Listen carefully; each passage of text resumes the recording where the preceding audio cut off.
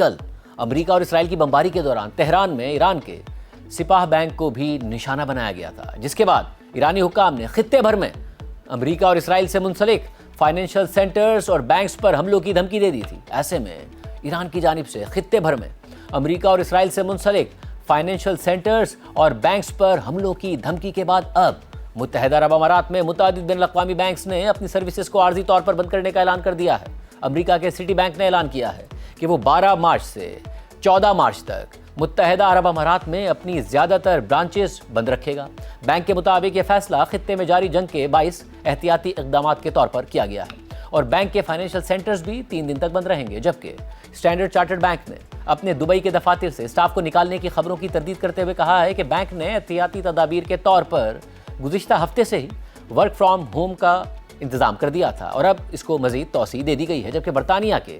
HSBC bank نے قطر میں اپنی تمام برانچز کو غیر معینہ مدت کے لیے بند کر دیا ہے اور بینک نے کسٹمرز کو جاری نوٹس میں کہا ہے کہ یہ اقدام عملے اور کسٹمرز کی حفاظت کو یقینی بنانے کے لیے کیا گیا ہے۔ اس کے علاوہ آج کویت انٹرنیشنل ایئرپورٹ پر بھی ایران کی جانب سے ڈرون حملہ کیا گیا ہے اور کویت کی سرکاری خبر رساں ایجنسی کے مطابق کویت انٹرنیشنل ایئرپورٹ پر کئی ڈرونز کے ساتھ حملہ کیا گیا ہے اور حملے کے نتیجے میں کچھ عمارتوں کو نقصان پہنچا ہے، تاہم کسی جانی نقصان کی اطلاع سامنے نہیں آئی ہے۔ ساتھ ہی کویت میں متعدد ایرانی ڈرونز کو انٹرسیپٹ کیے جانے کے دوران ڈرونز کا ملبہ گرنے سے بجلی کی لائنیں متاثر ہو گئی ہیں اور کویت کی وزارت بجلی کے مطابق ڈرونز کا ملبہ گرنے سے بجلی کی 6 ٹرانسمیشن لائنیں عارضی طور پر بند ہو گئیں، تاہم اب صورتحال قابو میں ہے۔ کل رات کو بحرین میں ایک فیول سٹوریج سائٹ پر حملے کے بعد آگ لگ گئی تھی۔ آج بحرین کی وزارت داخلہ نے ایک ویڈیو جاری کی ہے جس میں ایرانی حملے کے بعد فیول سٹوریج فیسلٹی میں لگی بڑی آگ کو دیکھا جا سکتا ہے۔ اس حملے اور آگ کے بعد بحرین کی وزارت داخلہ نے متاثرہ علاقے کے رہائشیوں کو گھروں میں رہنے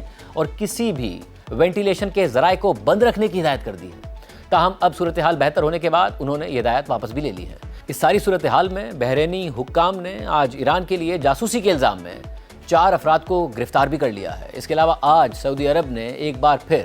متعدد ایرانی ڈرونز کو تباہ کرنے کا دعویٰ کیا ہے اور سعودی عرب کی وزارت دفاع کے مطابق شیبہ آئل فیلڈ کی طرف جانے والے مزید 2 ڈرونز کو روک کر تباہ کر دیا گیا ہے۔ سعودی عرب کی سرکاری تیل کمپنی ارامکو کے مطابق شیبہ آئل فیلڈ روزانہ تقریباً 10 لاکھ بیرلز خام تیل پیدا کرنے کی صلاحیت رکھتی ہے، جبکہ سعودی حکام نے دارالحکومت ریاض کے سفارتی علاقے کی طرف جانے والے ایک ڈرون کو بھی مار گرانے کا دعویٰ کیا ہے۔ اسی طرح قطری حکام نے بھی آج ایک ایرانی میزائل کو انٹرسیپٹ کرنے کا دعویٰ کیا ہے۔ دوسری طرف آج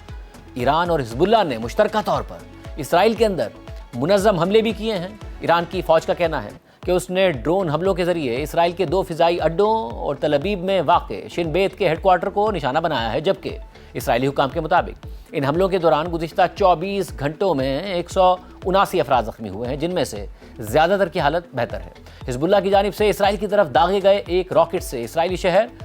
تل ابیب میں ایک گھر کو نقصان پہنچا ہے اور اس حملے کے بعد کی ایک ویڈیو میں اسرائیلی شہر میں پہنچنے والی تباہی کے مناظر دیکھے جا سکتے ہیں۔